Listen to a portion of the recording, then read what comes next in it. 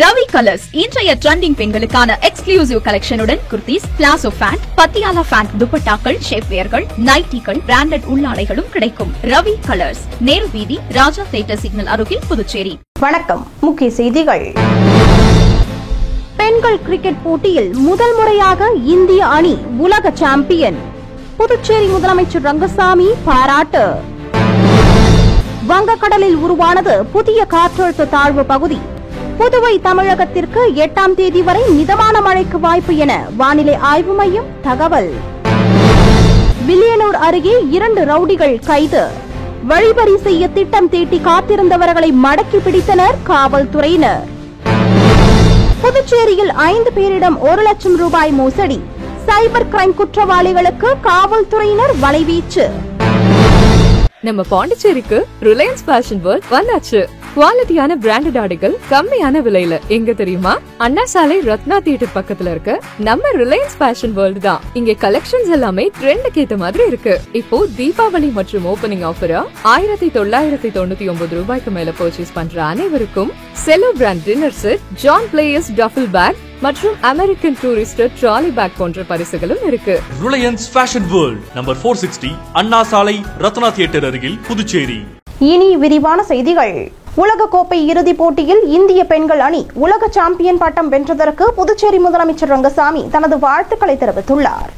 புதுச்சேரி முதலமைச்சர் ரங்கசாமி வெளியிட்டுள்ள செய்திக்குறிப்பில், நேவி மும்பையில் நடைபெற்ற 50 ஓவர் மகளிர் உலகக்கோப்பை இறுதிப் போட்டியில் தென்னாப்பிரிக்கா அணியை வீழ்த்தி இந்திய மகளிர் அணி முதல் முறையாக உலகக்கோப்பையை வென்று வரலாற்றில் தனது பெயரை பொறித்திருப்பது மிகுந்த மகிழ்ச்சி அளிப்பதாகவும், அர்ப்பணிப்பு, உழைப்பு, ஒற்றுமை மற்றும் விடாமுயற்சியின் மூலம் உலக அளவில் இந்தியாவின் திறமையையும் வலிமையையும் வெளிப்படுத்தியுள்ள நமது இந்திய மகளிர் கிரிக்கெட் அணியின் வீராங்கனைகள் அனைவரும் நம் நாட்டின் பெருமையாக திகழ்கின்றனர் என்று குறிப்பிட்டுள்ளார்.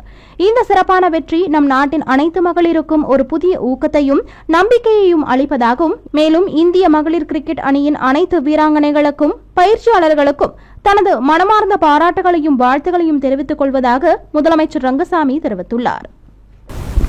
வங்கக்கடலில் புதிதாக ஒரு காற்றழுத்த தாழ்வு பகுதி நவம்பர் 2ஆம் தேதி உருவானதாக வானிலை ஆய்வு மையம் தெரிவித்துள்ளது.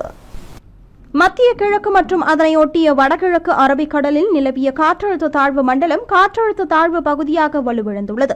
இது மேலும் வலுவிழக்க வாய்ப்புள்ளதாகவும், மத்திய கிழக்கு வங்கக்கடல் மற்றும் மியான்மர் கடலோர பகுதிகளில் நவம்பர் 2ஆம் தேதி காலை நிலவரப்படி ஒரு காற்றழுத்த தாழ்வு பகுதி உருவாகியுள்ளது என்றும், இது வடக்கு வடமேற்கு திசையில் நகர்ந்து மியான்மர் மற்றும் வங்கதேச கடலோர பகுதிகளை ஒட்டி செல்லும் என்றும் வானிலை ஆய்வு மையம் தெரிவித்துள்ளது. இதனால் தமிழகத்தில் ஒரு சில இடங்கள் மற்றும் புதுச்சேரியில் நவம்பர் 3இல் மிதமான மழை பெய்ய வாய்ப்பு உள்ளதாகவும், நவம்பர் 4ஆம் தேதி இடி மின்னலுடன் கூடிய மிதமான மழை பெய்யலாம் என்றும், தமிழகம் புதுச்சேரியில் வருகிற 8ஆம் தேதி வரை லேசான மழை தொடர வாய்ப்புள்ளதாகவும் வானிலை ஆய்வு மையம் தெரிவித்துள்ளது. மேலும் மத்திய கிழக்கு மற்றும் அந்தமான் கடல் பகுதியில் நவம்பர் 3 மற்றும் 4 ஆகிய தேதிகளில் சூறாவளி காற்று வீசக்கூடும் என்பதால் மீனவர்கள் இந்த பகுதிகளுக்கு செல்ல வேண்டாம் என்றும் அறிவுறுத்தப்பட்டுள்ளனர். இதனிடையே மோந்தா புயல் உருவாகியிருந்ததன் காரணமாக புதுச்சேரியில் மழை பெய்து வந்த நிலையில் குளிர்ச்சியான சூழல் நிலவியது. அதனைத் தொடர்ந்து தற்பொழுது மீண்டும் வெயில் சுட்டெரிக்க துவங்கியுள்ளதால் மக்கள் கடுமையாக பாதிக்கப்பட்டுள்ளனர். வில்லியனூர் கோட்டைமேடு ரயில்வே கேட் அருகே வழிபறிக்க முயன்ற 2 ரவுடிகளை காவல்துறையினர் மடக்கி பிடித்தனர். புதுச்சேரியில் குற்றங்களை தடுக்கும் வகையில் இரவு ரோந்து பணியை தீவிரப்படுத்த காவல்துறையினருக்கு உத்தரவிடப்பட்டுள்ளது. அதன் பேரில் வில்லியனூர் காவல்துறையினர் தீவிர ரோந்து பணியில் ஈடுபட்டு வருகின்றனர். இதன்படி நவம்பர் 1ஆம் தேதி கோட்டைமேடு பகுதியில் காவல்துறையினர் ரோந்து பணியில் ஈடுபட்டுக் கொண்டிருந்த பொழுது வாலிபர் ஒருவர் சந்தேகிக்கும்படியாக நின்று கொண்டிருந்தார். அவரை பிடித்து விசாரித்த போது முன்னுக்கு பின் முரணாக பதிலளித்துள்ளார். இதனையடுத்து அவரை சோதனை செய்த போது கத்தியை மறைத்து வைத்திருந்தது தெரியவந்தது. தொடர்ந்து அவரை காவல் நிலையம் கொண்டு சென்று விசாரித்த பொழுது கனுவாப்பேட்டையை சேர்ந்த ரவுடி நூடிஷ் என்பதும் பொதுமக்களிடம் கத்தியை காட்டி வழிப்பறையில் ஈடுபட முயன்றதும் தெரியவந்தது. இதனையடுத்து அவரை காவல்துறையினர் கைது செய்து கத்தியையும் பறிமுதல் செய்தனர். இதேபோல் வில்லியனூர் 10 கண்ணு ரயில்வே கேட் அருகே வழிபறிக்க முயன்றதாக பொறையூரை சேர்ந்த ரவுடி சூரிய பிரகாஷ் என்பவரை கத்தியுடன் காவல்துறையினர் சுற்றி வளைத்து கைது செய்தனர். சூரிய பிரகாஷ் மீது இரட்டை கொலை வழக்கு, கொள்ளை, வழிப்பறி போன்ற பல்வேறு வழக்குகள் நிலுவையில் உள்ள நிலையில் கைது செய்யப்பட்ட 2 பேரும் புதுச்சேரி நீதிபதிகள் முன்னிலையில் ஆஜர்படுத்தப்பட்டு காலாப்பட்டு மத்திய சிறையில் அடைக்கப்பட்டனர். புதுச்சேரியில் ஆன்லைனில் பொருட்கள் ஆர்டர் செய்தவர் உட்பட 6 பேரிடம் 1 லட்சம் ரூபாய் மோசடி செய்யப்பட்டுள்ளது குறித்து சைபர் கிரைம் காவல்துறையினர் விசாரணை நடத்தி வருகின்றனர். புதுச்சேரி சாரம் பகுதியை சேர்ந்தவர் ஆன்லைனில் வெளிநாட்டு வேலைகளை தேடி வந்துள்ளார். அப்போது பேஸ்புக் மூலம் தொடர்பு கொண்ட நபர் டென்மார்க் நாட்டில் வேலை வாங்கி தருவதாக கூறியுள்ளார். மேலும் பயணத்துக்கான விசா உள்ளிட்ட செலவுகளுக்காக பணம் அனுப்பி வைக்குமாறு கூறி ஒரு வங்கிக் கணக்கையும் தெரிவித்துள்ளார். இதனை நம்பிய அவர் அந்த வங்கிக் கணக்கிற்கு ஆன்லைன் மூலம் 40,000 ரூபாயை அனுப்பி வைத்தார். அதன்பின் அந்த நபரிடம் இருந்து எந்த தகவலும் வரவில்லை என்பதால் தான் ஏமாற்றப்பட்டதை அவர் உணர்ந்துள்ளார். இதேபோல் முத்தியால்பேட்டையை சேர்ந்தவர் ஆன்லைனில் மொத்தமாக எலக்ட்ரிக் கெட்டில் வாங்க 25,381 ரூபாயை செலுத்தியுள்ளார். ஆனால் அங்கு அவருக்கு பொருட்கள் எதுவும் அனுப்பி வைக்கப்படவில்லை. இதேபோல் முதலியார்பேட்டையை சேர்ந்தவரிடம் 19,300 ரூபாயும், நயினார் மண்டபத்தை சேர்ந்தவரிடம் 14,500 ரூபாயும், மேட்டுப்பாளையத்தை சேர்ந்தவரிடம் 600 ரூபாயும், உருளையன்பேட்டையை சேர்ந்த பெண்ணிடம் 3,576 ரூபாயும் மோசடி செய்யப்பட்டுள்ளது. இதுகுறித்த புகார்களின் பேரில் புதுச்சேரி சைபர் கிரைம் காவல்துறையினர் வழக்கு பதிவு செய்து விசாரணை மேற்கொண்டு வருகின்றனர். புதுச்சேரியில் இயங்கி வரும் கல்வி கல்லூரி அரசு ஆண்கள் மேல்நிலை பள்ளியில் நடைபெற்ற அறிவியல் கண்காட்சியில் மாணவர்கள் தங்கள் படைப்புகளை காட்சிப்படுத்தி அசத்தினர். புதுச்சேரி ஹெரிடேஜ் டவுன் பகுதியில் கல்வி கல்லூரி மேல்நிலைப் பள்ளி இயங்கி வருகிறது. இங்கு 100க்கும் மேற்பட்ட மாணவர்கள் கல்வி பயின்று வருகின்றனர். இந்நிலையில் இந்த பள்ளியில் ஒவ்வொரு வருடமும் மாணவர்களை ஊக்குவிக்கும் வகையில் அறிவியல் கண்காட்சி நடத்தப்படுவது வழக்கம்.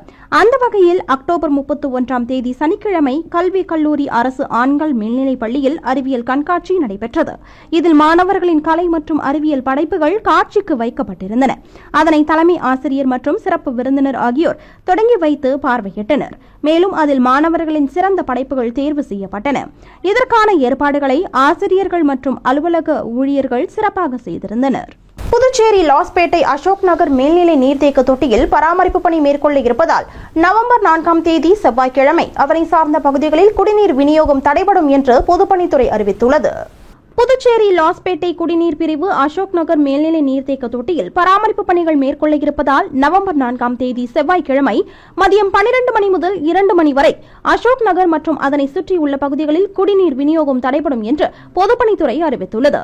இனி வருவது புதுச்சேரியில் இன்றைய தங்கம் மற்றும் வெள்ளி விலை நிலவரம். இன்றைய தங்கம் வெள்ளி விலை விவரம். புதுவையில் இன்றைய தங்கம் வெள்ளி விலை விவரம் வழங்குபவர்கள் முத்து கோல்ட் ஹவுஸ், பாண்டிச்சேரி. தங்கம் 1 கிராம் 11,290 ரூபாய். இன்றைய தங்கம் வெள்ளி விலை விவரம். வெள்ளி 10 கிராம் 1,650 ரூபாய். இத்துடன் ஏஎம்என் செய்திகள் நிறைவடைந்தன. வணக்கம். உங்கள் ஏஎம்என் டிவி செய்திகளை யூடியூபில் உடனுக்குடன் காண ஏஎம்என் டிவி பாண்டிச்சேரி சேனலை சப்ஸ்கிரைப் செய்யுங்கள். பெல் பட்டனை மறக்காமல் கிளிக் செய்யுங்கள்.